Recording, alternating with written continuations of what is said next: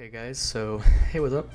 That was a dumbass intro. What's up guys? It's me again with the last episode of this thing.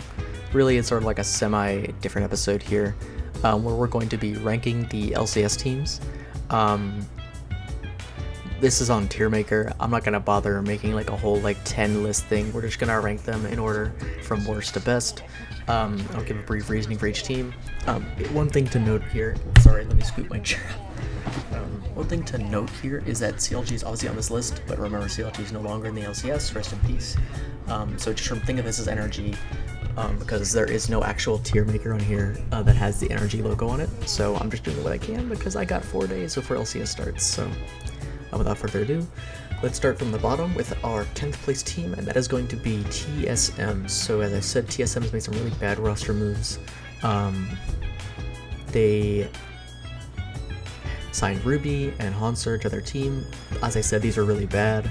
These are like major downgrades from what they had, and I think that, you know, without Chowi as well, this team will struggle a lot to have an identity. They won't really mesh together. And on top of that, Ruby's not even going to be starting for the team. It seems that TSM is looking at signing Phoenix and Insanity to basically be subs for Ruby until he shows up. So this team's really going to flounder at the beginning because they're just going to have some random mishmashing of players. Insanity's good, actually. I would like to add that Insanity's a good player. It's just that it's not gonna. This team's gonna kind of have no identity for a little while, and then Ruby's gonna show up, and it's not gonna help at all. So with that in mind, TSM is our 10th place team. So yeah. Next, moving on to our 9th place team, I'm actually gonna say Dignitas. So although I said in my video, I went back and watched my recordings, and I said that I didn't like the Insanity move at first. I do. And I said I do like it. Insanity is a good move. Not Insanity. What's his name? Diamond. Sorry, Diamond. They have Diamond as their support, and I think that's a good move, but Rich is just a terrible move, and the fact that they're keeping Tomo, who's not that great, Jensen, who's not that great, and Santorin, who's not that great, I think this team is going to look really, really bad. So I do think that for those reasons, Dignitas is going to be our 9th place team. They're not going to make playoffs, unfortunately, in the regular season. So yeah, Dignitas, 9th place.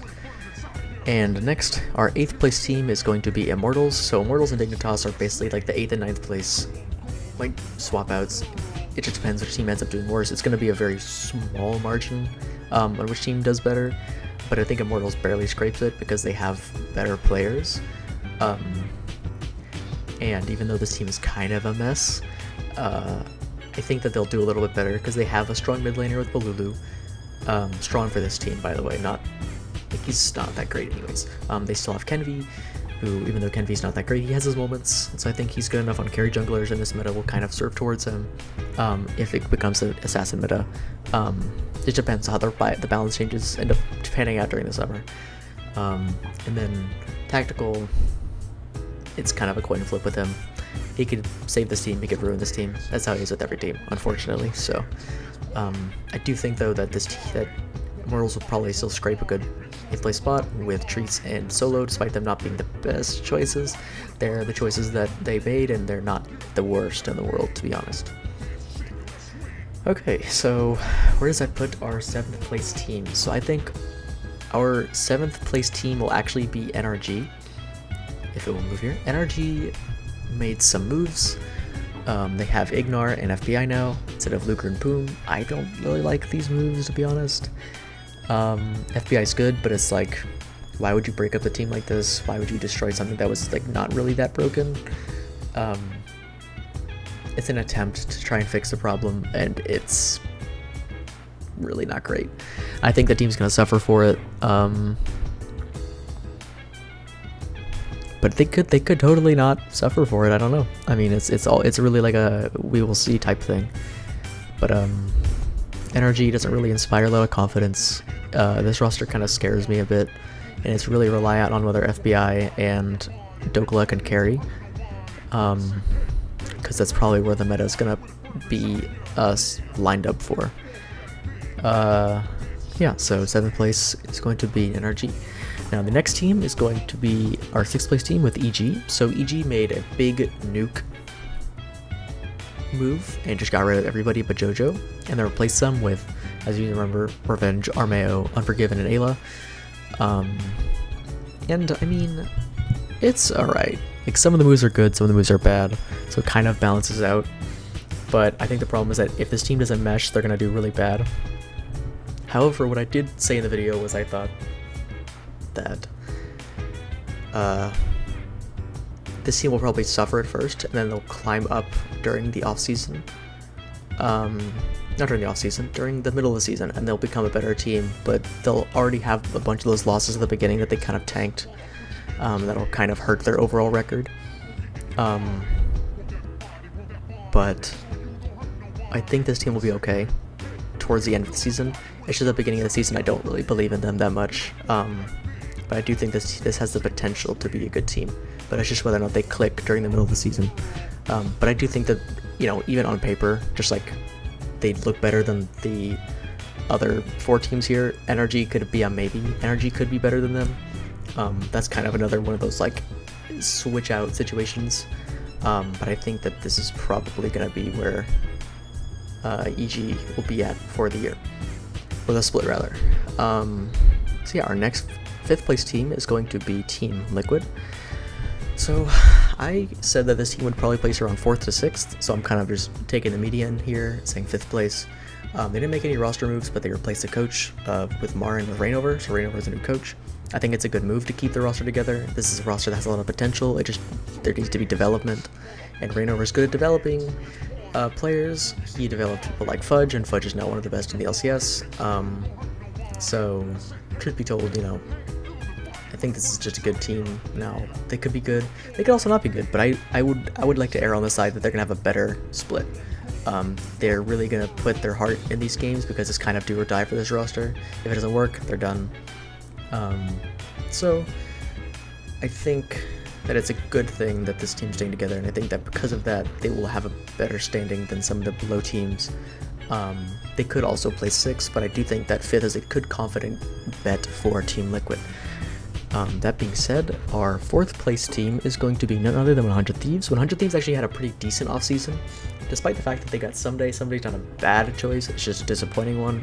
Quid is a great choice for a mid laner, and their new coach Kane is a really promising look for this team. It really rests on whether Doublelift can show up for this team, and whether Quid is like the monster that he was in Korea. So I think regardless, the team is going to look a lot better. I think they're going to be a good 4th place team, and I'm really excited to see what this team cooks up in the summer. That being said, the next team, the 3rd place team, is going to be Golden Guardians. Golden Guardians look really good. I think that in MSI they put up a good showing. I said that in the previous video. Good showing for a team like that. Obviously they didn't place very high, but they still put up a respectable showing for a team like that. And I think that they're going to somewhat be able to carry over that skill into summer, and I hope to God that they do, because I would love to see this team do well. I love this team succeeding. Licorice and Stixay are amazing. He's amazing. River and Gory are a great mid-jungle duo. I think this team has a lot of strength, and they have a lot of cohesion. They seem to have developed a lot together in a very short period of time, and so it's going to give this team a lot of power. So I'm just excited to see what this team's got going into the summer split, and I can't wait to see what they do. That being said, our top 2 teams, I'm going to just talk about them both at the same time, are Cloud9 in 2nd place and FlyQuest in 1st place. So these teams are going to be very close, neck and neck together with being the 1st place team. I think that FlyQuest will edge out the 1st place spot because honestly just because of support, if you want to be real. I think that being able to, the real reason that Cloud9 won last split against FlyQuest towards the end was because Prince was not being facilitated as much, and Berserker was being facilitated very well by Sven, and so that made Berserker have a much easier time fighting against Prince. So with Vulcan, who's a really good facilitating support and really, really good at support in general, it's going to make Prince kind of a monster, and Prince is going to just absolutely monster like carry this team, and I think that no matter what happens, Prince will now become like the best in the West for ADCs, just because of Vulcan. I think that in the meta too, it'll definitely serve for him. So FlyQuest will definitely be taking our first place spot here over C9, and yeah, so that's the official list. So to recap, the order from first place to last place is FlyQuest, Cloud9, Golden Guardians, 100 Thieves, Team Liquid, Evil Geniuses, NRG, Immortals, Dignitas, and TSM. So we'll revisit this at the end of the split, regular season rather. Before we talk about playoffs and just see, you know, if I was right at all about predictions. So if you disagree or agree with whatever I said, do leave a comment. We can talk about it. Obviously, this video is very low editing. It's literally just one take, and I just did it because I wanted to get it out. So once again, if you like this stuff, like it. If you disliked it, sorry. But yeah, just tell me whatever you think about this. Leave your own prediction in the comments. If you somehow get it right or get very close to being right, I will feature that comment in the video about when we get to playoffs. So yeah, if you would like to try and do that, leave a comment. I want to see what you have to say. I want to see if you're right. But yeah, let's discuss. But until then, I'll see you guys in the next video. There will probably be a big gap in videos. I may actually make an LEC video because LEC doesn't start until the 17th. I may also try doing one for LCK.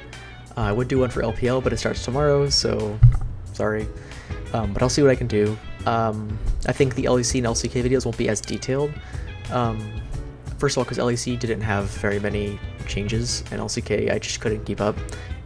So we'll see what happens. But I think LEC video will for sure happen. LCK is a maybe. But I'll try and leave an announcement for that if I can. But anyways, rambling over. Sorry for keeping ill. But thank you so much for watching, and I'll see you guys in the next video. Peace out.